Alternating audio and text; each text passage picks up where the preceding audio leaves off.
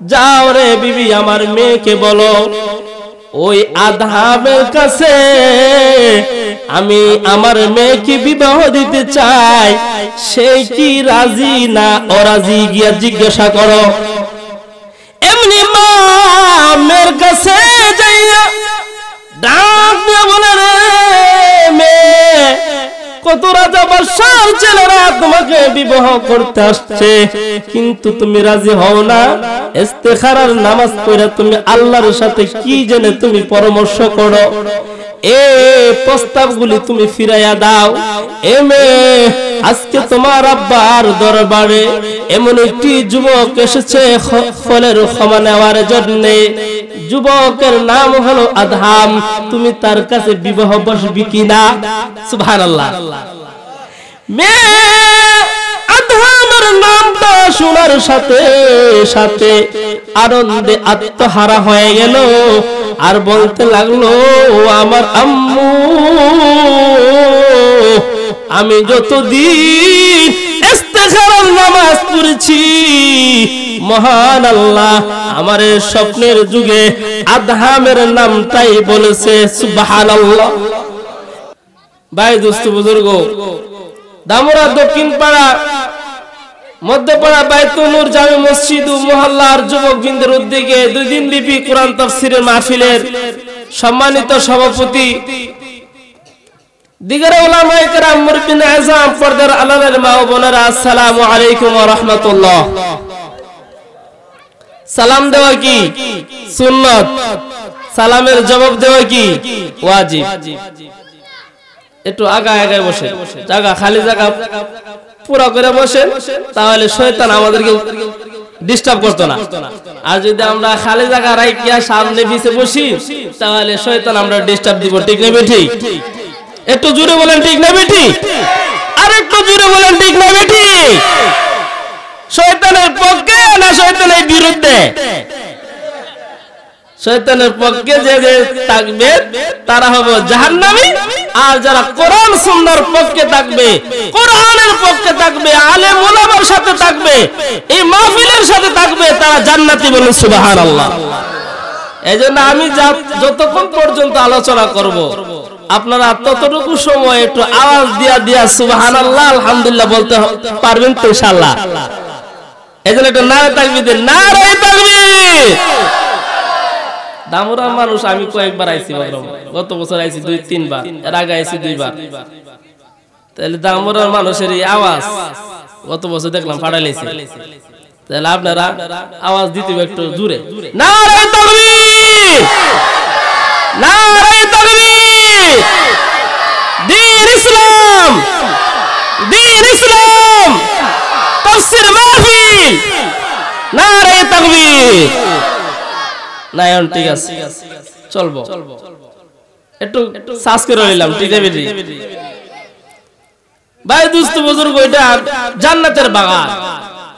এই জান্নাতের বাগানে যারা আসবে জান্নাতের ফল ভক্ষণ করবে। এটা আমার আপনার কথা নয়। বিশ্ব নবী সাইয়্যিদুল মুরসালিন খাতামুন নবিয়্যিন, নবীকুলের শিরোমণি, নবীদের সর্দার, রাসূলদের সর্দার আমাদের নবী মুহাম্মদুর রাসূলুল্লাহ বলেছেন, ও সাহাবীরা, যখন তোমরা জান্নাতের বাগান দিয়ে অতিক্রম করবা, তখন জান্নাতের ফল ভক্ষণ করবা। আল্লাহর নবী কথা বলার সাথে সাথে সাহাবীরা বললেন, ইয়া রাসূলুল্লাহ, জান্নাতের ফল কোনটা? আল্লাহর নবী, বিশ্ব নবী রাহমাতাল লিল আলামিন ডেকে ডেকে বলেন, সাহাবীরা, জান্নাতের বাগান হলো ওই জায়গা, যে জায়গার মধ্যে কোরআনের আলোচনা করা হয়, যে জায়গার মধ্যে জিকির করা হয়, নবীর কথা হয়, সেটা জান্নাতের বাগান। তাহলে জান্নাতের বাগানে আইলেনে ফল খাইতো, তাহলে জান্নাতের বাইরে থেকে ফল খাইতে পারবো? অনেকে আছে বলে জান্নাতের বাইরে থেকে হাত দিয়ে ফেরা নিলে, এটা চলতো না। এই ধরনের গুজামিল চলবে না। জান্নাতে যেতে গেলে লাইন ঠিক রাখতে দিব। যদি লাইন ঠিক রাখি, তাহলে জান্নাতের গ্রান হইলে ফামু। আর যদি লাইন চ্যুত হয়ে যায় তাহলে জান্নাতের গ্যারান্টি পাওয়া সম্ভব। ভাই দোস্ত বুজুর্গ আসেন, আমি সূরাতুল আহজাবের 70 নং আয়াত তেলাওয়াত করেছি। সে আয়াতের অর্থ দিকে যাই এবং তার কিছু তাৎপর্য আলোচনা করি। আমাদের জীবনের মূল মাকসাদ ছিল দুনিয়াতে আসাটা। আল্লাহ কেন আমাদেরকে দুনিয়াতে পাঠাইলেন, আর আমরা এসে কি করতেছি, আমাদের পরিণতি কি হবে, কোন লাইনে চললে আমরা আল্লাহর তৈরি জান্নাতে যেতে পারবো, জীবনের গুনাহ মাফ হবে, সেই লাইন আমাদেরকে ধরে রাখতে হবে। ঠিক না বেটি? আমার আল্লাহ বলেন, ওয়ামা খালাকতুল জিন্না ওয়াল ইনসা ইল্লা লিয়াবুদুন।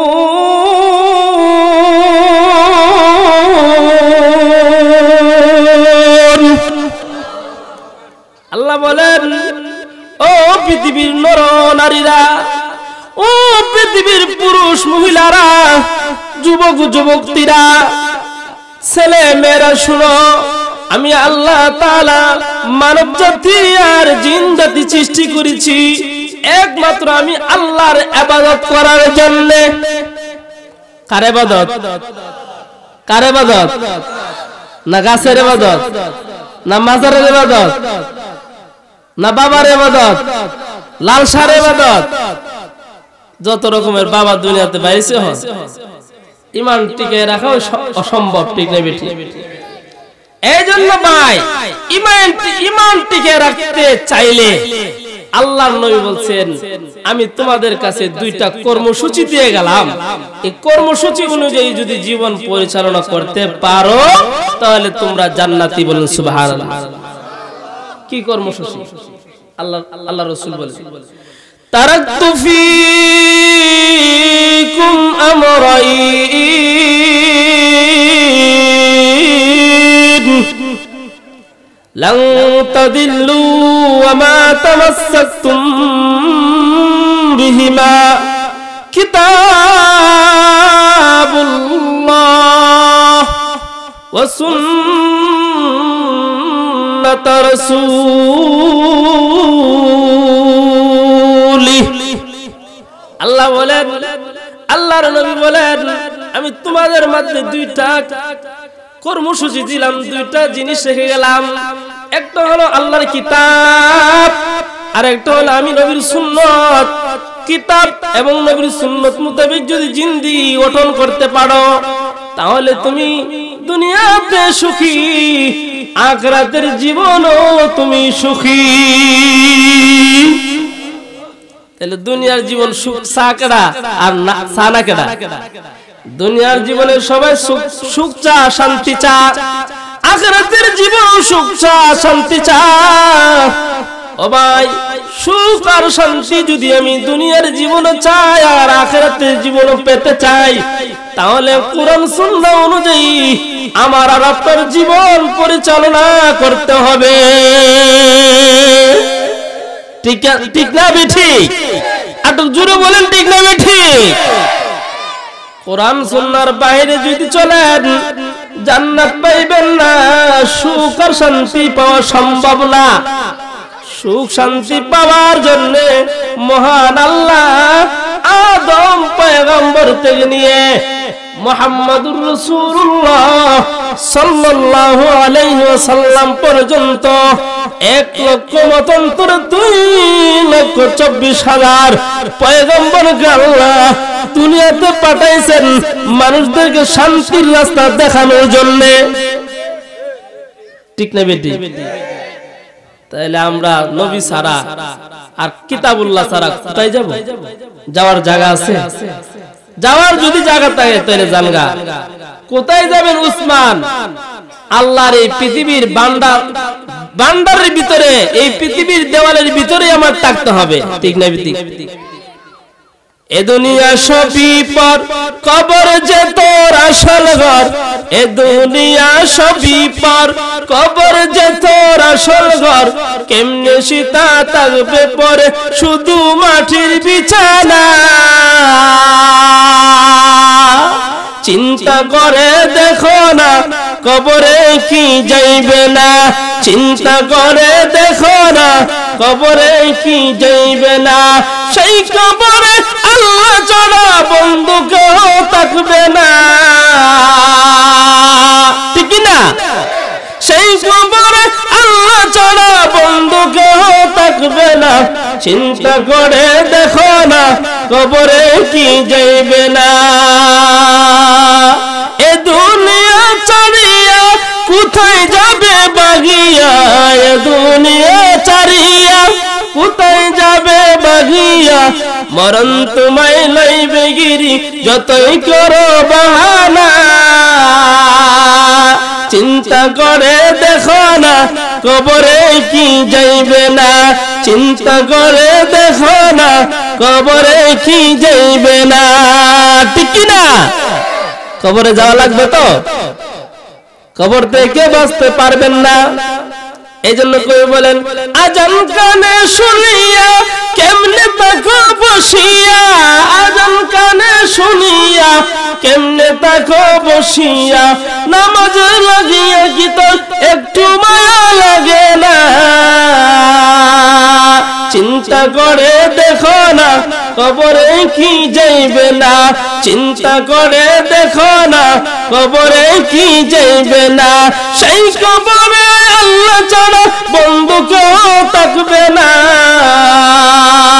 চিন্তা করে দেখো না কবরে কি যাইবে না ঠিক না দিলে বড় অহংকার চিনোনি আজ খুদার ঘর দিলে বড় অহংকার চিনোনি আজ খুদার ঘর কবরের আযাবের কথা একটু স্মরণ করো না দিলে বড় অহংকার চিনোনি আজ খুদার ঘর কবরের আযাবের কথা একটু স্মরণ করো না চিন্তা করে দেখো না কবরে কি যাইবে না চিন্তা করে দেখো না কবরে কি যাইবে না অবশেষের ঠিকানা শুধু মাটির বিছানা অবশেষের ঠিকানা শুধু মাটির বিছানা চিন্তা করে দেখো না কবরে কি যাইবে না সেই কবরে আল্লাহ ছাড়া বন্ধু কেউ থাকবে না চিন্তা করে দেখো না কবরে কি যাইবে না ঠিক না কবরে যাওয়া লাগবে তো এই কবরতে কেউ বাঁচতে পারবে না এই জন্য ভাই দোস্ত বুজুর্গ আমি যে আয়াত পড়েছি আসেন সে আয়াতের দিকে যাই মহান আল্লাহ সে আয়াতের মধ্যে কি বলেন আল্লাহ বলেন ইয়া আইয়ুহাল্লাযীনা আমানু তাকুল্লাহ ওয়া কুলু কাওলান সাদীদা আল্লাহ তাআলা ঈমানদারদেরকে দেখে দেখে বলেন কারা ডাকছে না কাফেরদের ডাক দিছে কোন কাফেরকে আল্লাহ ডাক দেন নাই কোন মুশরিককে আল্লাহ ডাক দেন নাই কোন অগ্নি পূজারীকে আল্লাহ ডাক দেন নাই আল্লাহ ঈমানদারদেরকে ডাক দিছে মায়া কইরা কি করিয়া একটু জোরে বলেন তো দেখি আল্লাহ ঈমানদারদেরকে ডাক দিবেন মায়া করিয়া কেন ঈমানদাররা যদি এই দুইটি কর্মসূচির উপর আমল করতে পারে ওই ঈমানদাররা জান্নাতের অধিকারী হইয়া জান্নাতের মধ্যে জান্নাতি নাজ নিয়ামত ভোগ করবে বলেন সুবহানাল্লাহ কি কর্মসূচি ইত্তাকুল্লাহ আল্লাহকে ভয় করো ঈমানদারেরা আল্লাহকে ভয় করো আল্লাহর ভয় দিলের মধ্যে আরো যদি আল্লাহর ভয় দিলের মধ্যে আনতে পারো, তাহলে বান্দা তুমি দুনিয়া তো সুখী, আখিরাত তুমি সুখী। ভয়, আল্লাহর ভয় যার দিলে নাই, সে গুনার কাজ করতে কোনো দ্বিধাবোধ করে না, ঠিক না ঠিক? যার কলমের মধ্যে আল্লাহর ভয় নাই, সে সুদ ঘুষ খাইতে কোনো দ্বিধাবোধ করে না, ঠিক না ঠিক? যার দিলের মধ্যে আল্লাহর ভয় নাই, সে গুনাহ কবিরা করতে, শিরক করতে তার দ্বিধাবোধ সে করে না, ঠিক না ঠিক? দিলের মধ্যে ভয় থাকলে সেই বাঁচতে পারে, আর যার দিলের মধ্যে ভয় নাই সে বাঁচতে পারতো না। আপনি মনে করেন তাস খেলতেছেন, জুয়ার তাস খেলে না, আপনার আব্বা বাড়িতে গিয়ে বলছে যে তোমার ছেলে যে আছে তাস খেলতেছে, যদি তাস খেলাতে এখন না উঠতে আসে তাহলে তার 2 টুকরা করু, এমন একটা হুঙ্কার ছেড়ে দিছে। মনে করেন বাড়িতে গিয়ে মা তো দয়ালু, মা তাড়াতাড়ি খবর দিচ্ছে ছেলেরে, তুমি যদি আজকে এখন না আসো, এখন এই মুহূর্তে না আসো, তাহলে তোমার 2 টুকরা করব। এই যে খবরটা ছেলের কাছে পৌঁছাইলো, ছেলের দিলের ভিতরে একটা বই ঢুকবুনি, দিলের ভিতরে ঢুকিয়া বইটা ঢুকিয়া আসে, গুনার কাজ চাইরা আসবো না বসে থাকবো? বলেন না। ছেলে বাবার কথা শুনিয়া আর তাস খেলার মধ্যে থাকবে না, তাস খেলা চারিয়া দিয়া এবার বাড়ির দিকে রুয়ারা দিবে ভয় ভয় নিয়া। আরে কেন তাস খেলার মধ্যে বসলাম, বাড়িতে যদি যাই আব্বা আজকে 2 টুকরা করবো, এই ভয় তার দিলের মধ্যে কাজ করে। তদ্রূপ দুনিয়ার কোন বান্দার বান্দি যদি মহান আল্লাহর ভয় তার দিলের মধ্যে রাখে, ওই বান্দা বান্দি গুনার কাজ করতে পারে না।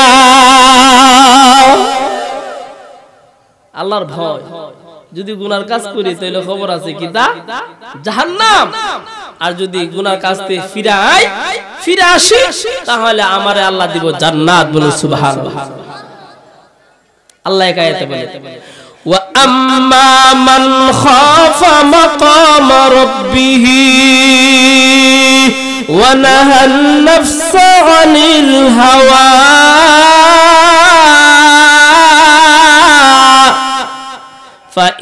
ফাইন্নাল জান্নাতা হিয়াল মাওয়া।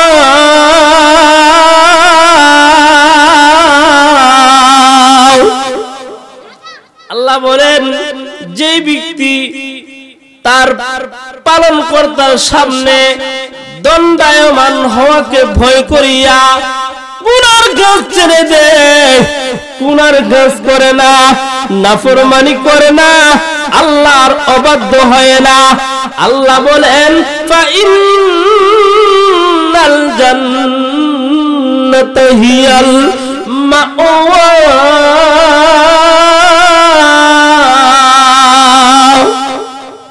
আল্লাহ বলেন তার ঠিকানা হলো জান্নাত। সুবহানাল্লাহ। ঠিকানা কই? জান্নাত। তাহলে আল্লাহর ভয় দিলের মধ্যে রাখতে হবে 1 নম্বর। 2 নম্বর কি? ওয়াকুলু কাওলান সাদীদা,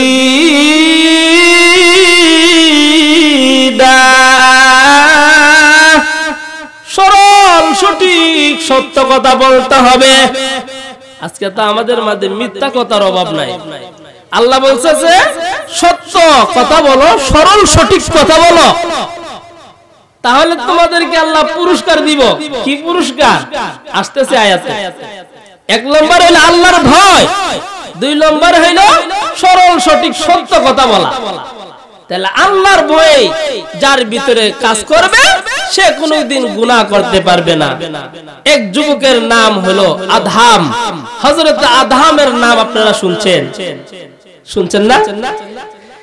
আদহাম রাহমাতুল্লাহি আলাইহি একদিন নদীর পাড়ে বসে আছেন। নদীর পানির স্রোতে গাছের ফল চলে যাচ্ছে। আদহাম রহমতুল্লাহি আলাইহির পেটে ক্ষুধা ক্ষুধা এরকম ক্ষুধা পেয়েছে তাকে, এখন ওই ফল না খেলে তার জীবন বাঁচবে না। হযরত আদহাম ওই পানির স্রোতের যে ফলটা এটাকে হাতে নিলেন এবং পরিষ্কার করলেন। এই ফল আদহাম খেয়ে ফেললেন। আদহাম হযরত আদহাম খেয়ে ফেলছেন। শুনেন কথাটা, শুনেন আমার। আদহাম রাহমাতুল্লাহ আলাইহি খাওয়ার পরে ওনার দিলের মধ্যে একটা কথা জাগছে, ভয় আসছে। আহারে, আমি কার গাছের ফল খাইলাম, আমি কার গাছের ফল খেয়ে ফেললাম। এই যে আমি গাছের ফল বিনা অনুমতিতে খাইলাম, আল্লাহর কাঠ গড়াই হাসর ময়দানে আমার জবাব দিতে হবে। দিলের মধ্যে ভয় আইছে। কি আইছে? আল্লাহর ভয়, কবরের ভয়, হাসরের ভয়, মিজানের ভয়। আল্লাহর সামনে আমি কিভাবে জবাব দিব? হাসর ময়দানে আমি মিজানের মধ্যে কিভাবে আমার নেকি এবং বদিনাপা হবে? ওই সময় যদি ফল যে খাইলাম, ওই ফলের কারণে যদি আমি মিজানের পাল্লার মধ্যে ধরা পড়ে যাই, আমি জাহান্নামী, আমাকে কেউ রক্ষা করতে পারবে না। আদহাম রাহমাতুল্লাহ আলাইহি চিন্তার মধ্যে পড়ে গেলেন। এবার নদী দিয়া হাঁটতে শুরু করলেন, নদী দিয়ে হাঁটতে শুরু করলেন। হাঁটতে হাঁটতে কিছুক্ষণ যাওয়ার পরে ওই যে ফলটা খাইছিল ওই ফলের গাছ দেখা যায়। কি দেখা যায়? গাছ। আবার পাশে একটা গরু আছে।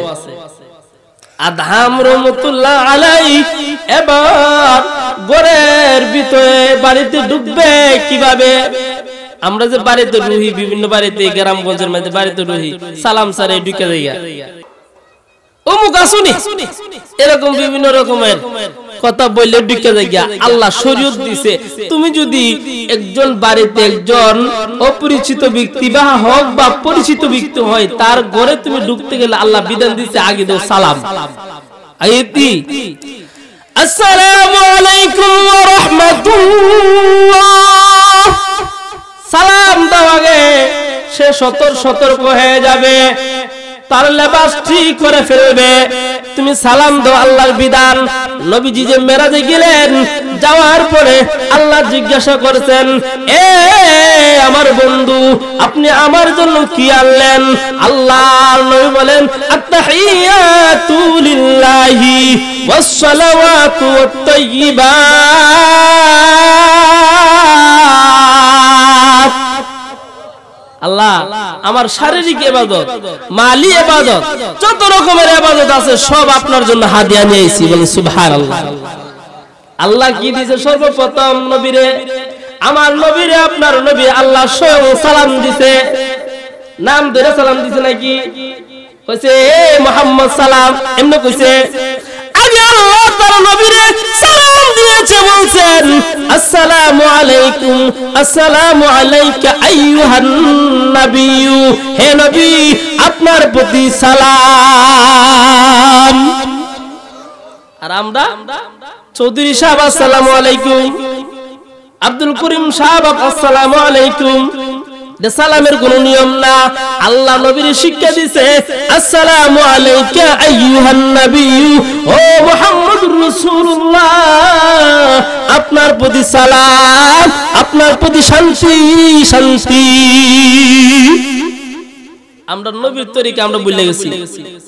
এই তরিকা বলার কারণে আজকে আমরা বিজাতির হাতে মার খাইতেছি। ঠিক না ঠিক? নাস্তিক মুত্রাদরা ইসলাম নিয়ে কথা বলে, কোরআন নিয়ে কথা বলে, ইসলাম বিদ্বেষী হয়ে ইসলামকে সংসদ থেকে উঠিয়ে দেওয়ার জন্য পায়তারা করে। ঠিক না ঠিক বলে? কিছুদিন আগে আপনারা দেখছেন, আমি কি কমু, সারা দেশ ভাইরাল হয়েছে টাকলা। ঠিক না ঠিক? সারা দেশে ভাইরাল হয়ে গেছে টাকলা। এই টাকলার নাম পয়রা সারা দেশে ভাইরাল হয়েছে, এমন কি তার মন্ত্রিত্ব পর্যন্ত চলে গেছে। একটা কথা বলার কারণে আল্লাহ বলেন, আমি দড়ি 4 চান্স দে, সুযোগ দে তুমি বালা হওয়ার জন্য, তোমাকে আমি আল্লাহ ছেড়ে দেই না, ঠিক না বেঠি? আল্লাহ বলেন ইন্না বাতশা রাব্বিকা লাশাদীদ।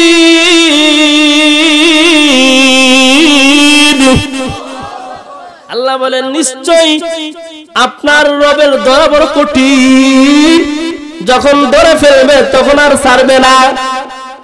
এই টাকলার মন্ত্রিত্ব পর্যন্ত গেছে একটা কথা বলার কারণে। আল্লাহ তাআলা একটা কথা বলার কারণে আল্লাহ তাআলা ধরে দিছে। কি কথা? ইসলাম সংসদে রাখবে না, ইসলাম সংসদে রাখবে না। ইসলাম আছে, থাকবে, চির আছে, থাকবে। এই ইসলামকে কেউ ধ্বংস করতে পারবে না। এর হেফাজতের দায়িত্ব একমাত্র আল্লাহ নিছে, ঠিক না ঠিক বলে? আল্লাহ কোরআন কইছে ইন্না নাহনু নাযালনা যিকরা ওয়া ইন্না লাহু লাহাফিজুন।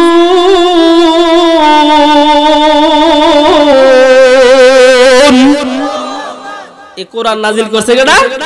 আল্লাহ। এই কোরআনের হেফাজতের দায়িত্ব কে নিছে? তাহলে দুনিয়ার কোন পরাশক্তি এই কোরআনকে, ইসলামের নামকে মুছে দেওয়ার জন্য যদি আগে বাড়ে, সে পড়ে যাবে। ইসলামের কোনো কিছু হবে না, ঠিক না ঠিক বলে? ইসলামের কোনো কিছু হবে না, সে পড়ে যাবে। মুহাম্মদুর রাসূলুল্লাহ 1400 বছর আগে মুহাম্মদুর রাসূলুল্লাহ ইসলামের বাণী নিয়ে আসছে। মক্কার মুশরিক কাফেররা একত্রিত হইয়া মুহাম্মদুর রাসূলুল্লাহকে শেষ করে দেওয়ার জন্য একত্রিত হইয়া আবু তালেবের কাছে গিয়েছিল, গিয়ে বলছিল আপনার ভাতিজাকে আপনি হেফাজত করেন, না হয় তাকে দুই টুকরা করে দুনিয়াতে বিদায় করে দিব। এরকম ভাবে তারা একত্রিত হইয়া আবু তালেবের কাছে গিয়েছিল, ঠিক না বেটি? মুহাম্মদুর রাসূলুল্লাহ সাল্লাল্লাহু আলাইহি সাল্লাম তখন আবু তালেবের জবাবে বলছিলেন, এ আমার চাচা আবু তালেব, এই পৃথিবীর মধ্যে আল্লাহ তাআলা একটা সূর্য উঠায়, রাত্রি বেলা হলে চন্দ্র উঠায়। মক্কার মুশরিকরা যদি এক হাতে চন্দ্র আর এক হাতে সূর্য এনে দেয়, আনতে তো পারবে না, কিন্তু যদি এনে দেয় তারপরও আমি একত্ববাদ ইসলামের কালিমার দাওয়াত থেকে মুহূর্তের জন্য সর্বনা, ঠিক না ঠিক বলেন? ইসলাম আমার নবী মুহাম্মদুর রাসূলুল্লাহ আল্লাহর পক্ষ থেকে মনোনীত ধর্ম, আল্লাহ তার নবীকে দিয়ে পাঠাইছেন, ঠিক না বেটি? আল্লাহ বলেন হুয়াল্লাযী আরসালা রাসূলাহু বিল হুদা ওয়া দীনিল হক লিইয়ুযহিরাহু আলাদ দীনি কুল্লিহি ওয়ালাউ কারিহাল মুশরিকুন।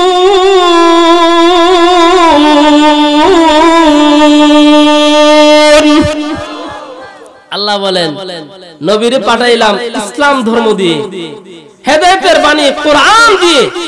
যদিও মুশরিকরা অপছন্দ করে, তাদের গায়ে জ্বলে, তাদের গতর জ্বলে, গায়ে জ্বলে, তথাপি মুহাম্মদুর রাসূলুল্লাহর কালিমাকে তারা মুছে দিতে পারবে না, ঠিক না ঠিক বলেন? মুহাম্মদুর রাসূলুল্লাহর আনিত ধর্ম কালিমাকে মুছে দিতে পারবে না। সেই ধর্ম নিয়ে যারা বাড়াবাড়ি করবে তাদের অস্তিত্ব ঠিক থাকবে না, ঠিক না ঠিক? মুহাম্মদুর রাসূলুল্লাহ ধর্ম নিয়ে আসছেন আল্লাহ প্রদত্ত ধর্ম। আর 360 মূর্তির ইবাদত যে তোমরা করো, সেটা তো হলো বানানো ধর্ম, ঠিক না বেটি? বানানো ধর্ম।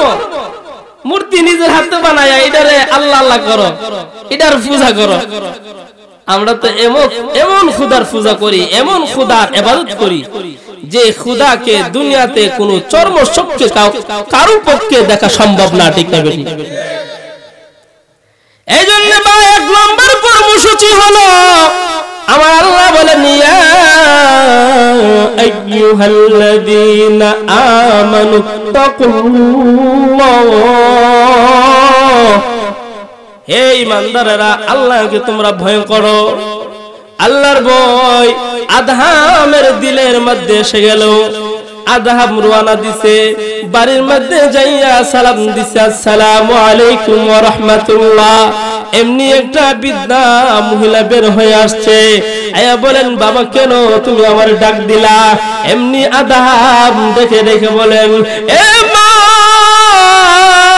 তোমার ঘরের পাশে যে একটি ফলের গাছ দেখা যায় ওই ফলটা তো আমি খেয়ে ফেলেছি মা এই ফলের এই গাছের মালিককে বলো মহিলা ডেকে ডেকে বলেন ও যুবক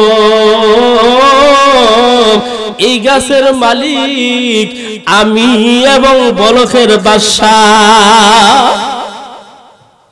কি হয়েছে ফল খেয়ে ফেলেছি এখন আখিরাতের চিন্তা আমার দিলের মধ্যে চেপেছে বসেছে এখন আমি এই ফলের মুক্তি নিতে চাই এই ফল থেকে আমি যে খাইলাম এই ফলের অপরাধ যে করে ফেলেছি না অনুমতি না নিয়ে যে খেয়ে ফেলেছি মা আপনার কাছ থেকে আমি ক্ষমা নিতে এসেছি এমনি মা ডেকে বলেন যুবক আমি এই ফলের যখন গাছের মধ্যে ফল আসে ফলকে আমি দুই ভাগ করি এক ভাগ বলকের বাদশার দরবারে পৌঁছায় দেই আরেক ভাগ আমি নিজে রাখি এই ভাগ করতে যাইয়া যদি একটা ফল বেশি হয় ওই একটা ফলকে আবার দুই টুকরা করে একটি টুকরা বলকের বাদশার দরবারে পৌঁছায় দেই আরেক টুকরা আমি রাখি এ যুবক সত্যি সত্যি যদি তুমি আখিরাতে এই ফল থেকে তুমি মুক্তি পেতে চাও অর্ধেক ফলের গুনাহ অর্ধেক ফলের অপরাধ আমি মাফ করে দিলাম আরেক অর্ধেক ফলের ক্ষমা যদি তুমি নিতে চাও তাহলে বলকের বাদশার দরবার থেকে নিতে হবে যুবক তো এবার চিন্তায় পড়ে গেলেন আহারে অত কষ্ট করার পরও অর্ধেক ফল এর ক্ষমা পাইলাম আরেক অর্ধেক ফলের ক্ষমা কিভাবে নিব যুবক এবার বাড়ির থেকে বিদ্যার বাড়ির থেকে রওনা দিছে যাইতে যাইতে যাইতে যাইতে বলকের বাদশার দরবারে গেছে বলকের বাদশার দরবারে যাইয়া সালাম দিছে আসসালামু আলাইকুম ওয়া রাহমাতুল্লাহ ও বলকের বাদশা আমি আপনার দরবারে আসলাম একটি অপরাধ থেকে মুক্তি পাওয়ার জন্য বাদশা বলেন কি অপরাধ তোমার বলো ও বাদশা ওই বিদ্যার বাড়িতে যে একটি ফলের গাছ ওই গাছটা আপনি আর বিদ্যা বলে ক্রয় করেছেন খরিদ করেছেন অর্ধেক ফলের ক্ষমা নিয়ে এসেছি আর অর্ধেক ফলের ক্ষমা আপনার থেকে নিতে এসেছি বাদশা পাহাড়ে কত ফল যে পানি দিয়ে বাইসা গেল গাছ থেকে কত ফল যে ফল আর কত মানুষ যে খাইলো কোনদিন দি কোন যুবক আর যুবতী আসলো না আজকে দি এই যুবকটা আমার অর্ধেক ফলের ক্ষমা নেওয়ার জন্য আমার দরবার আসছে বোঝা গেছে এই যুবকটা বড় আল্লাহ ঠিক না বেটি আর জোরে বলেন ঠিক না বেটি যুবকের চেহারার দিকে তাকায়ছে বলকের বাদশা তাকায়া দেখে চেহারার মধ্যে নূর চমকাইতেছে নূর এবার বাদশা বুঝে ফেললেন যুবক মনে হয় আল্লাহর কোন একজন ওলি হবে বাদশা চিন্তা করতেছে আমার একটা মেয়ে আছে কত রাজা বাদশার ছেলেরা আমার মেয়েকে বিবাহ করার জন্য প্রস্তাব দিয়েছে কিন্তু আমার মেয়ে ইস্তেখারার নামাজ পড়া আল্লাহর সাথে যেন কি পরামর্শ করে বলেন সুবহানাল্লাহ মেয়েটা খুব আল্লাহওয়ালা মেয়েটাও খুব চরিত্রবান কত রাজা বাদশার ছেলে মেয়েকে বিবাহ করার জন্য বাদশার দরবারে প্রস্তাব দিল কিন্তু আমার মেয়ে তো কোনো বাদশার ছেলেকে গ্রহণ করে না কি জানে আল্লাহর সাথে পরামর্শ করে এখন একটা সুযোগ এসে আমার মেয়েকে জিজ্ঞাসা করা দরকার এই ছেলের কাছে বিবাহ বসবি কিনা। সুবহানাল্লাহ। এবার আদমকে দাঁড় করাইয়া ঘরের দিকে রওনা দিছে। ঘরের মধ্যে একটা দৌড় মারছে, গিয়া ক বিবি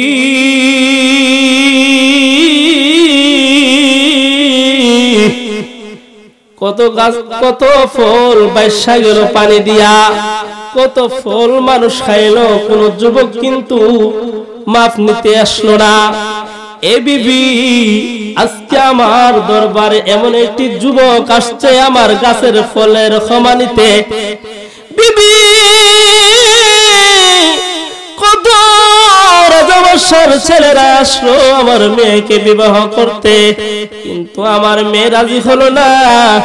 যাও রে বিবি, আমার মেয়েকে বলো ওই আদহামের কাছে আমি আমার মেয়েকে বিবাহ দিতে চাই, সে কি রাজি না অরাজি গিয়া জিজ্ঞাসা করো। এমনি মা মেয়ের কাছে যাইয়া ডাক দিয়ে বলে, রে মেয়ে, কত রাজা বাদশার ছেলেরা তোমাকে বিবাহ করতে আসছে, কিন্তু তুমি রাজি হও না। ইস্তেখারার নামাজ পড়ে তুমি আল্লাহর সাথে কি জেনে তুমি পরামর্শ করো, এই প্রস্তাবগুলি তুমি ফিরাইয়া দাও। এ মেয়ে, আজকে তোমার আব্বার দরবারে এমন একটি যুবক এসেছে ফলের ক্ষমা নেওয়ার জন্য। যুবকের নাম হলো আদহাম, তুমি তার কাছে বিবাহ বসবি কিনা? সুবহানাল্লাহ।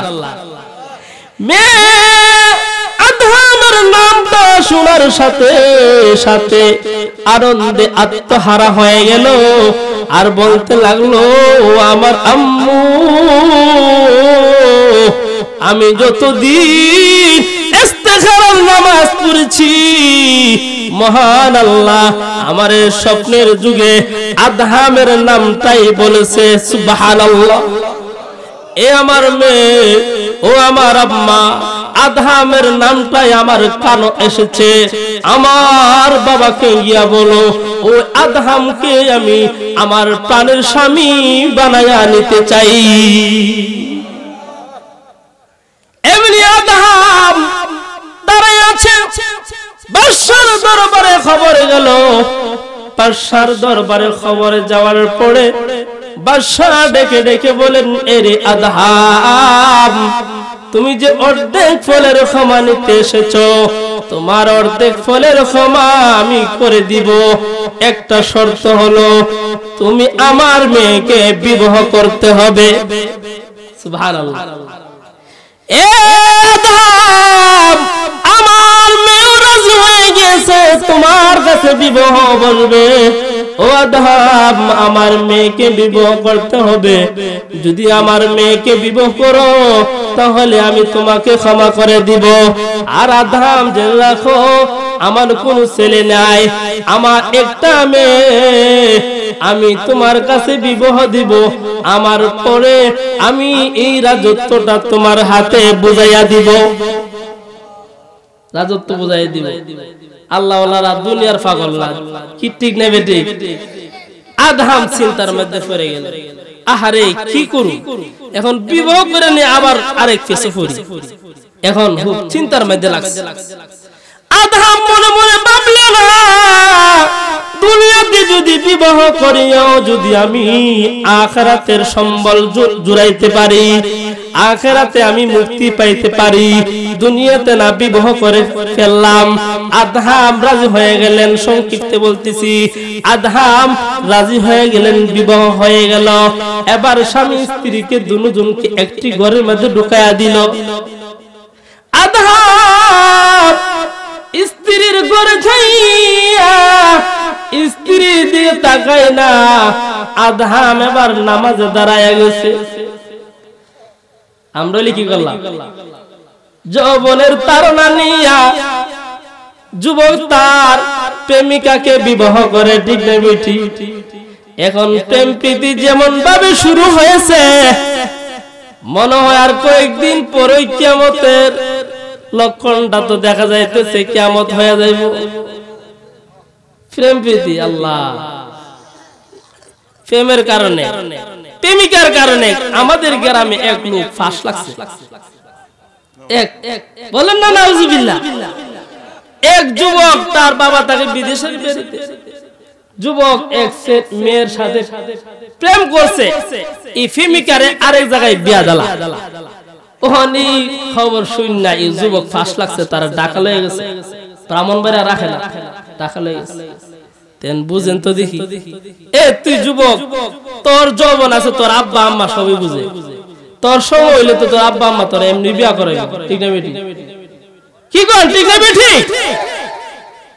আর যুবতীরও অনেক পাগল হইছে, এরা কো স্বামী পাই কি আর পাই না, প্রেমিকা প্রেম কইরা লয় প্রেমিকা, হ্যাঁ প্রেমিককে লইয়া জীবন যাপন করব।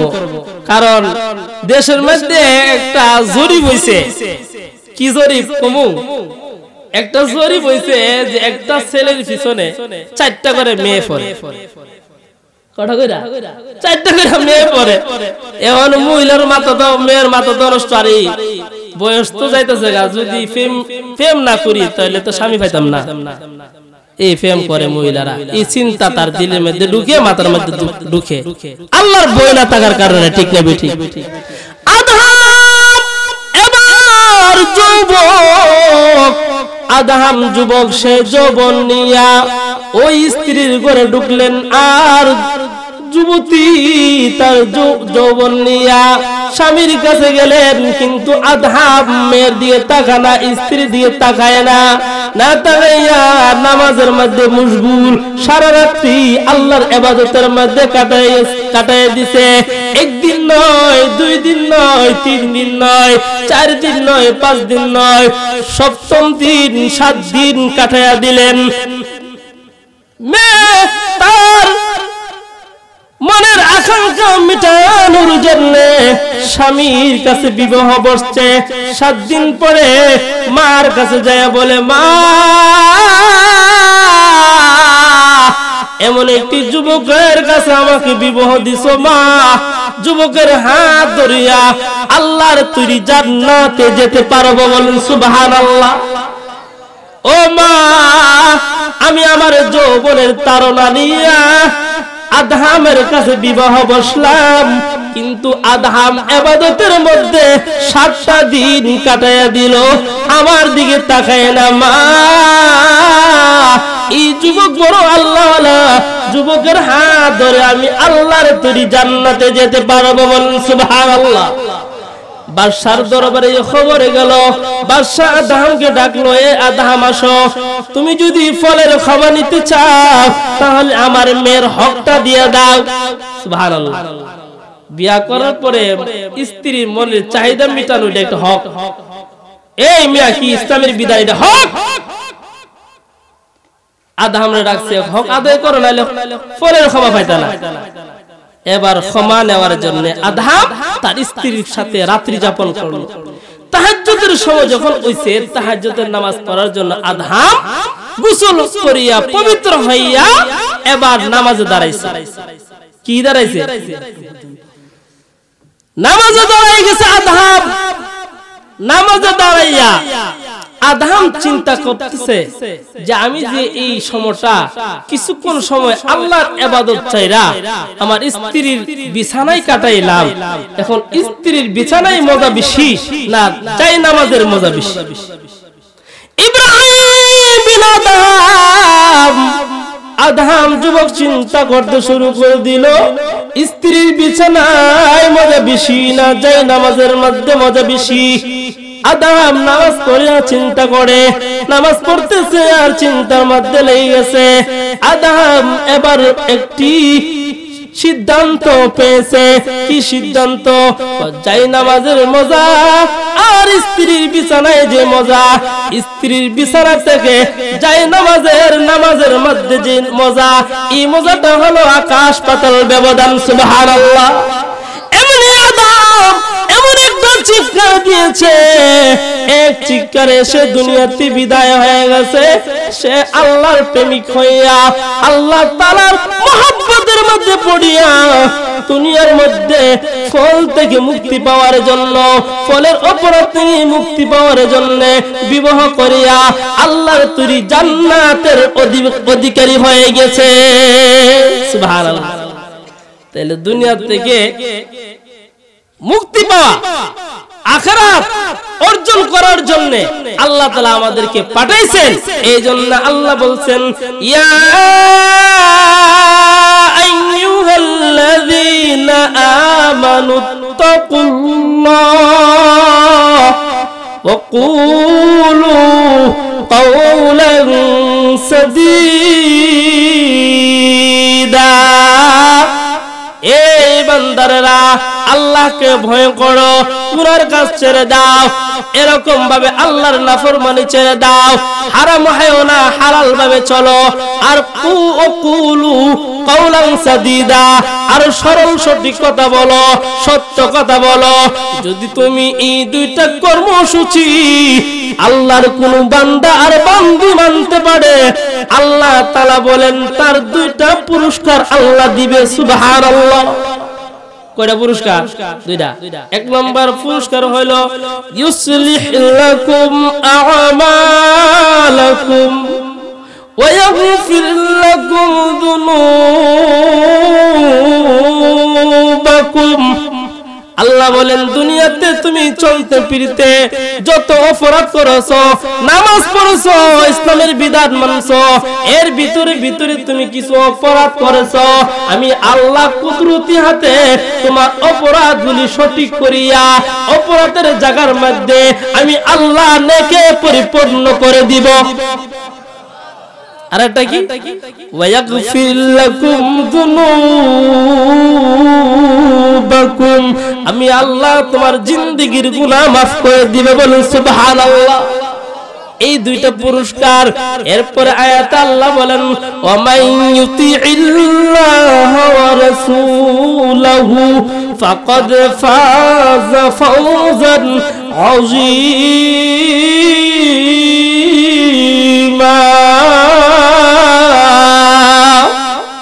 আল্লাহ বলেন যেই নর নারী আল্লাহ এবং তার রাসূলের অনুকরণ করবে সে দুনিয়াতে সফল কাম, আখিরাতে সফল কাম, এমন মহা সফল নিয়া সে আল্লাহর দরবারে হাজিরা দিবে। বলুন সুবহানাল্লাহ। নবীর আদর্শ, নবীর সুন্নাত মোতাবেক জিন্দেগি পরিচালনা করতে হবে না হবে না? যে ব্যক্তি নবীর আদর্শ মতে জিন্দেগি পরিচালনা করবে তার প্রত্যেকটা কাজ ইবাদত হবে। বলুন সুবহানাল্লাহ। নবীর জন্য, আল্লাহর জন্য জীবন উৎসর্গ করে দেওয়া এটা মুমিনের কাজ, ঠিক না বেঠিক? আল্লাহ আরেক আয়াতে বলেন, ওয়া আম্মা মান আ'তা ওয়াত্তাকা ওয়া সাদ্দাকা বিল হুসনা ফাসানুয়াসসিরুহু লিল ইউসরা।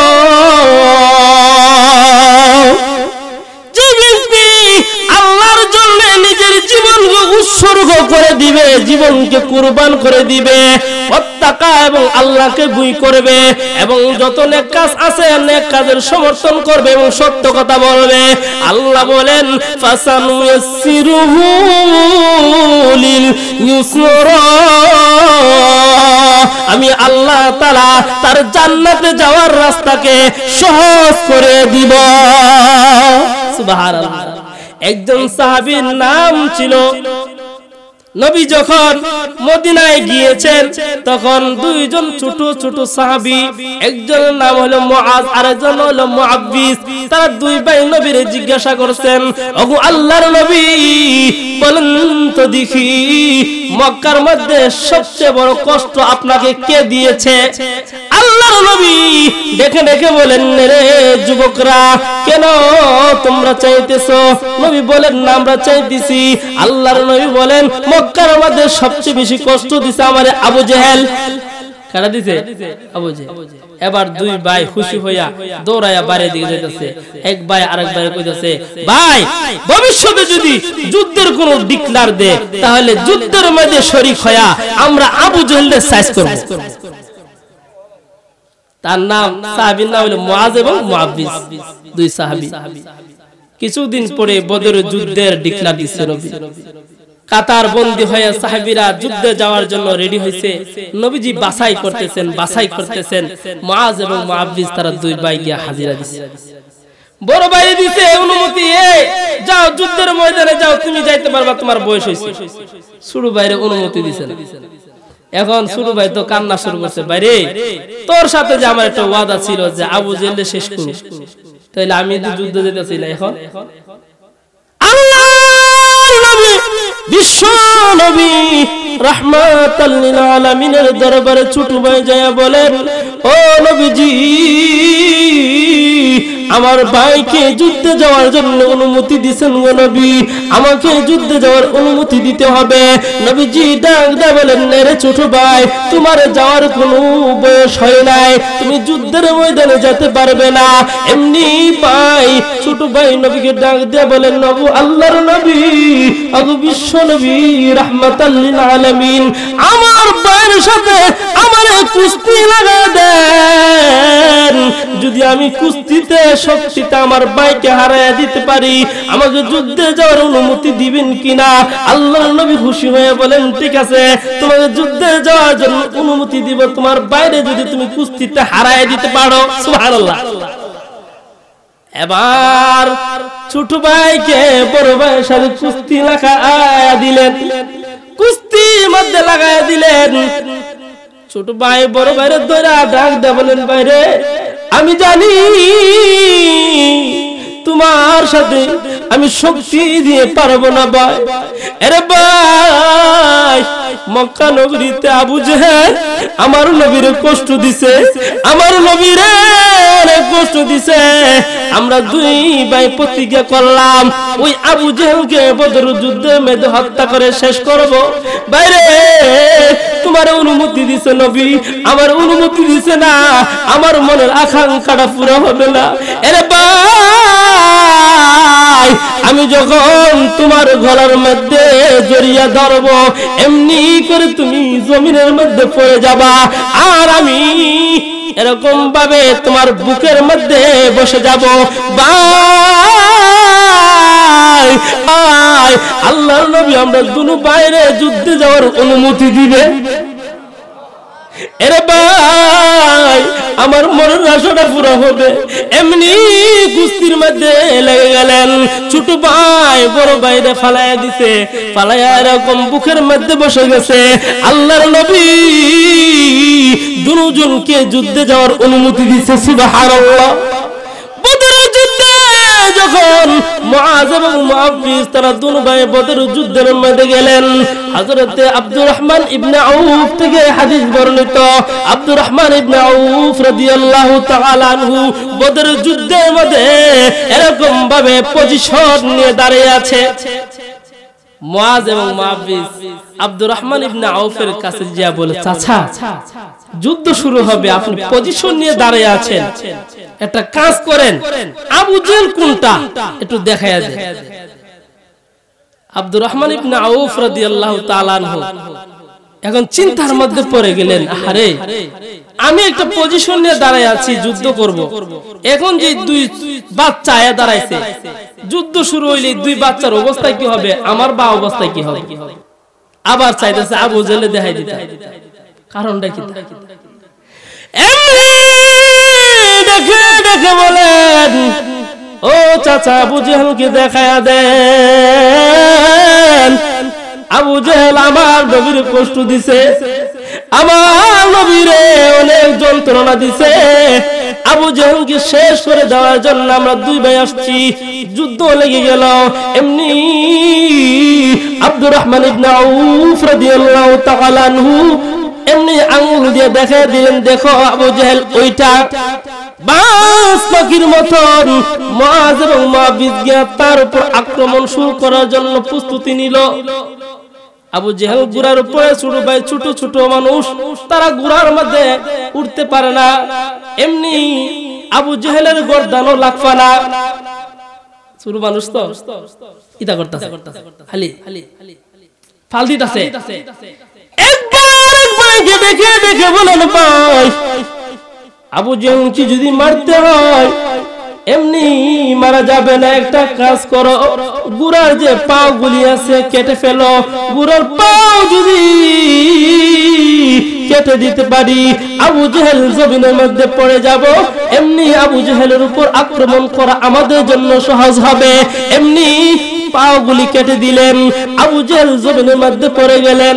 এমনি মুআজ এবং মুআব্বিস তারা দুই ভাই আবু জেহেলের উপর আক্রমণ শুরু করে দিলেন। সুবহানাল্লাহ। আবু জেহেল হুতাইলেছে, একবার হুতাইলেছে, এই আবু জেহেল নবীর কষ্ট দিছে, নবীর সাহাবীরা তা সহ্য করতে পারে না, ঠিক না ঠিক? আজকে আবু জেহেল মার্কা অনেক লোক আছে যারা নবীর নাম নিলে তাদের গায়ের মধ্যে চুলকানি উঠে। এই সমস্ত আবু জেহেল মার্কা লোকদের সামনে আমরা রুখে দাঁড়াতে হবে, ঠিক না ঠিক বলেন?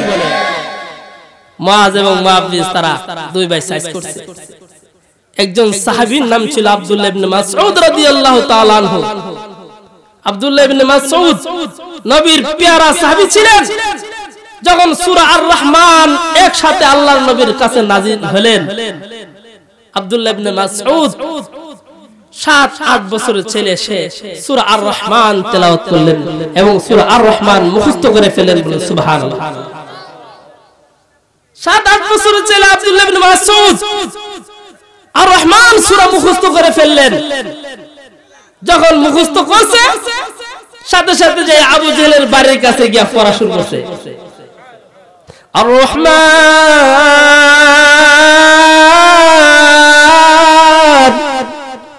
আল্লামাল কুরআন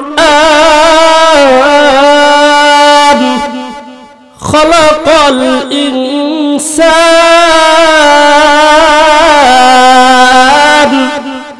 আল্লামাহুল বায়ান।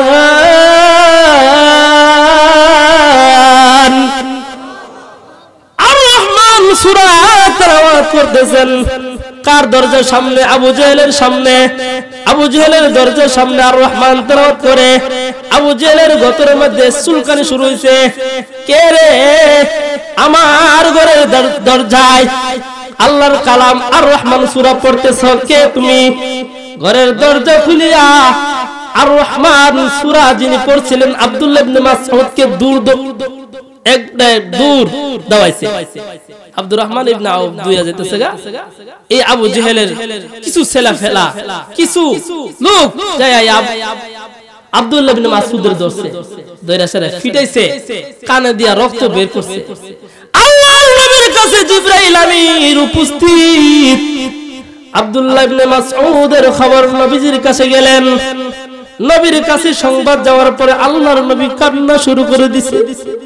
আহারে আমার আশিক আব্দুল্লাহ ইবনে মাসউদকে আবু জেহেলের গোষ্ঠী লোকেরা মারছে।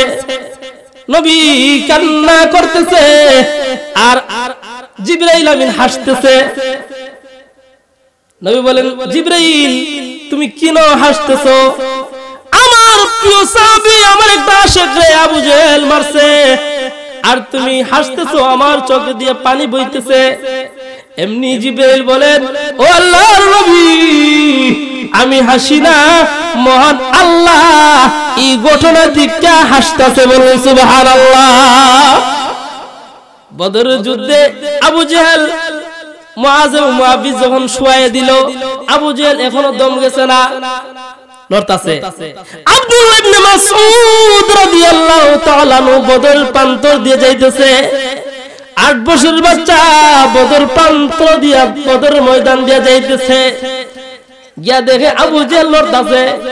আবু জেহেলের বুকের মধ্যে বসিয়া ডাক দেয়া বলে, আরে দুষ্ট, তুই এখনো মরস নাই, তোর মরণটা মনে আমার কাছে আইছে। সুবহানাল্লাহ। এবার আব্দুল্লাহ ইবনে মাসউদ ছুরি নিয়া আবু জেহেলের গর্দান কাটতাছে, গর্দান। আবু জেহেল বলেন, এ আব্দুল্লাহ ইবনে মাসউদ আমার গর্দানটা কাটবি, একটু বড় করে কাটিস, কারণ মক্কার লোকরা যদি দেখে আমার গর্দান বড় তাহলে মক্কার লোকেরা আমি যে একটা লিডার ছিলাম তার পরিচয় হবে। নাউজুবিল্লাহ। মরা জায়গা এরপরে বেড়া গিয়ে যা অহংকারী না না এই আব্দুল্লাহ বিন মাসউদ আবু জেহেলের মাথাটা বড় করে কাটটা বেড়া তো 7 বছর বাচ্চা কিভাবে নিবে অত বড় মাথা বিশাল বড় মাথা তো এটা তো শয়তানের বুদ্ধি আছে নিজে মধ্যে এই মাথা লয়ে কেমনে ওই যে শরীর দিয়ে আমার ছিল ওই শরীর যে আসার ছিল খুলিয়া আসারের দিক দিয়া যে একটা লোহা লম্বা করে তাকে ইডা দিয়া এক কান থেকে আগ কানের ভিতরে ছিদ্র করছে ছিদ্র করিয়া এবার একটা রশি ঢুকাইয়া খেসরাইতে আবু জেল বিশ্ব নবী রাহমাতাল লিল আলামিনের দরবারে আব্দুল্লাহ ইবনে মাসউদ নিয়ে গেছে বলেন সুবহানাল্লাহ এবার নবীজি হাসতে শুরু করেছে এবার জিবরাইল আমিন নবীর কাছে হাসতেছে সুবহানাল্লাহ আল্লাহর নবী বিশ্ব নবী রাহমাতাল লিল আলামিন জিবরাইলকে জিজ্ঞাসা করলেন এখন কেন হাসো আল্লাহ ফেরেশতা জিবরাইল আমিন ডেকে বলেন ওগো নবীজি ওই দিন যে আপনার কাছে হাসছিলাম ওই দিনের হাসি আর আজকের হাসি আল্লাহ তাআলা মিলাইয়া দিলেন সুবহানাল্লাহ এই জন্য ভাই দোস্ত বুজুর্গ আল্লাহর নবীর আশিক হতে হবে নবীর প্রেমিক হতে হবে নবীর দুশমন যদি এরকম ভাবে নবীর বিরুদ্ধে কোনো কথা বলে কুরআনের বিরুদ্ধে কথা বলে তাহলে তার সঠিক জবাব আমরা দিতে হবে ঠিক না বেঠিক কুরআন কার কিতাব আল্লাহর কিতাব কে আনেছে বিশ্ব নবী আনেছে নবী যেরকম বড় তার কিতাবও বড় সমস্ত কিতাবের মধ্যে সবচেয়ে উত্তম এবং আফজল কিতাব হলো কিতাবুল্লাহ আল্লাহর কিতাব সবচেয়ে বড় এইজন্য ভাই দোস্ত বুজুর্গ কোরআন সুন্নাহ অনুযায়ী নিজের জীবন গঠন করতে হবে কোরআনকে এবং সুন্নাহকে আমাদের জীবনের এরকম একটা মডেল বানায়া সামনে রাখতে হবে যে কোরআন যা বলছে নবীর সুন্নাহ যা বলছে তা অনুযায়ী আমল করলে আল্লাহ তাআলা আমাদেরকে আখিরাতে জান্নাত দান করবে বলেন সুবহানাল্লাহ আল্লাহ তাআলা আমাদেরকে এই কথাগুলির উপরে আমল করার তৌফিক দান করুন সবাই বলেন আমিন ওয়া আখিরু দাওয়ানা আলহামদুলিল্লাহি রাব্বিল আলামিন।